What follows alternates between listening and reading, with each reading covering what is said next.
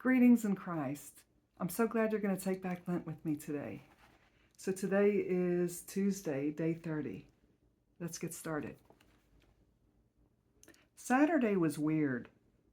I work during the week, and usually I look forward to Saturdays as a day to have an opportunity to sleep a little longer, be a little bit more leisurely, and reach out to family or friends I haven't chatted with lately. While each week is typically filled not only with my day job, but evenings working on promoting my books, I also have lots of other irons in the fire. Writing projects I am excited about, learning how to play my ukulele, and riding my bicycle on the greenbelt where we live. Saturdays are usually a welcome respite to do these things. But this Saturday, well, it seemed like the walls were pressing in. I remember waking up and starting to pray for all of the people I know who are grieving a recent loss, asking God to comfort them.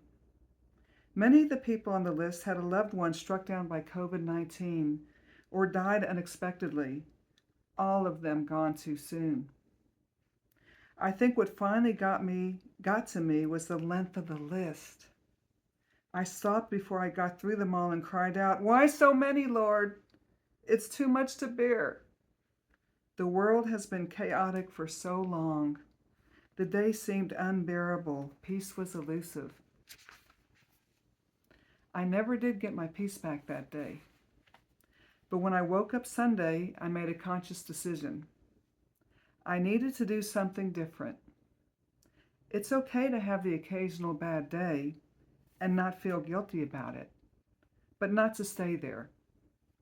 I didn't sleep in, but rather I got up close to my normal workday rise time. We attended church and received the blessing of being with our church family, worshiping God, and receiving an inspiring word delivered by our pastor. But now what? Even after church, it felt fairly easy and a little bit tempting to allow myself to slip into the same funk that I was in on Saturday.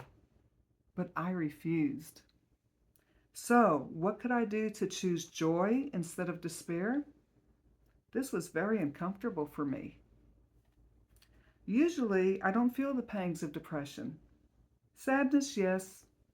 I am grieving for my sister and for dear friends who have gone on to heaven. I miss them. But I can usually turn my thoughts to the happy memories I have of them and not stay sad too long. There is so much to be done, and I know they wouldn't want me to overextend my grief to a point that it interferes with daily life. I didn't know what to do. So I did something different. Usually, I am stuck inside at my computer. Usually, we eat inside. Usually, I have an agenda that I follow so that I can get done what I need to. I have a post-it note list of to-dos for the day. But instead, I moved my day outside into our backyard. I cleaned off our patio table and set my computer up on it. I stayed outside all day. We ate outside, I read my book outside, I worked on my latest novel outside. And in between, I played ping pong with my husband, played soccer with my dog, and threw a frisbee. I grabbed my ukulele and practiced the chords I had been trying to learn. I laughed. I read the scriptures in our prayer garden.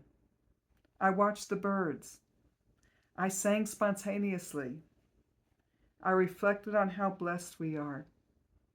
I didn't finish my post-it note list, but I found peace. Sometimes peace is elusive. The trials of this world can be very hard to bear. If you find yourself pressed down, perhaps it's time to do something different. Even a little different, like hanging out in your backyard, or a park if you don't have a backyard, or grab a ukulele and play a few chords. My wish is for you to allow yourself to be human and grieve when your heart hurts, yes. But don't stay there too long.